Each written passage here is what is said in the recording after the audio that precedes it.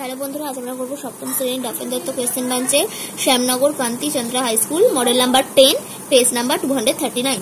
দেখো একের দাগের রাইট অ্যানসারটা হচ্ছে the name from the text from which the above expert has been taken is the Beauty and the Beast.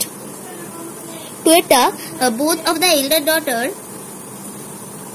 asked for jewels and fine dresses, but Belle claimed that for a rare rose that did not grow in that part of the country.